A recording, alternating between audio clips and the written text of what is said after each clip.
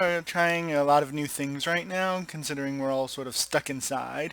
One of the things I'm going to try and sell you on is one of the few things I can talk really intelligently about, which is tabletop role-playing games. So first I want to go over today what exactly is a role-playing game and what sort of differentiates it from another sort of genre of board games. So I'll talk about why I think it's something good for everyone to at least try to find out if it's something you like, but if you already sort of know this topic again, this is going to be nothing new or interesting for you, so feel free to sort of ignore me.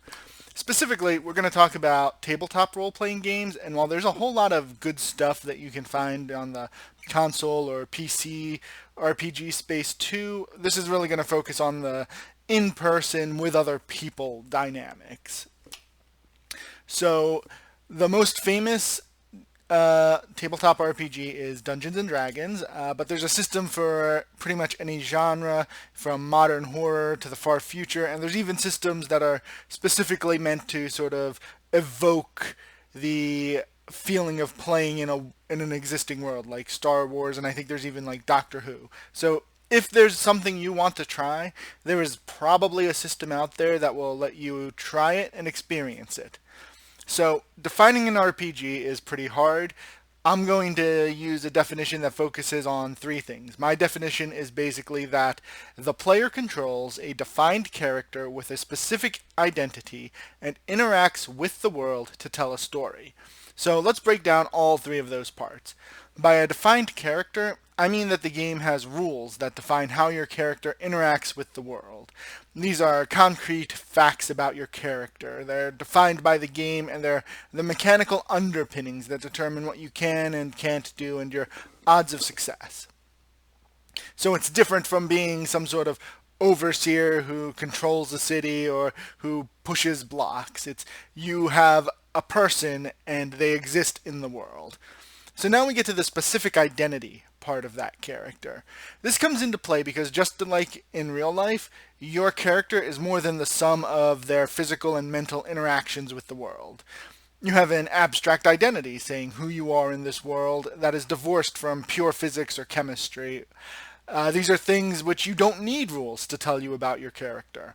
You'll probably need a rule to say how good your character is at, say, using a sword, casting magic, riding a horse, things like that. But you don't need a rule that says your character's favorite color is blue, or you find opera pretentious. So when you combine these two aspects, often called the crunch or the mechanical part of the game, with the fluff, the part that makes a character, you have now the first two parts of that definition, right? You have a defined character with a specific identity. So what this means is that you're not just doing something abstract, right? You're not spinning cubes and dropping them to form lines, or you're not even like in Pandemic, where you're just the concept of a character who's sort of moving around the board doing large abstract things.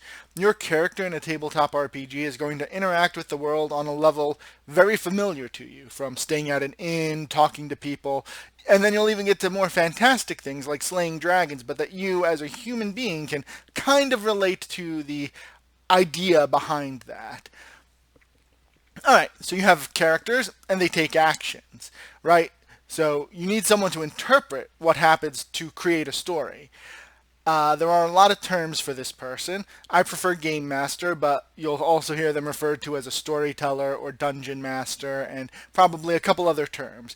But you could basically think of them as the person that runs everything else in the world besides the player's characters and adjudicates interactions with the world. So you sit down players who control defined characters who interact with the world, and a game master who adjudicates what that result of those interactions will be. That's role playing at the most basic level. Some systems are fairly light, and then there's GURPS that exists solely to crash Excel for due to having too many formulas. But no matter what rule system you use, you're going to have players with defined characters interacting with the world, and a game master that adjudicates those interactions to tell a story. So now that you know all of that, how do you exactly play an RPG? the easiest way to think about it is they're kind of a feedback loop, right? The GM describes a situation. You find a locked door. A player or multiple players describe their response or query about the situation. I look under the doormat to see if there's a key. I pick the lock. I don't have time to wait. I'm kicking down the door. And then the GM adjudicates what that action does. Some of this is easy through storytelling, right? Oh, you look under the doormat, there isn't a key there. Some of them you need to consult the game system's rules. Oh, you're trying to kick open the door? That's a strength check. You need to make this roll and beat this number. Either way, the GM adjudicates what the player says, describes the new situation based on whether they succeed or fail, and you repeat this process over and over and over until the game ends. It's a very simple feedback loop. That's the entire pattern of play, very simplified.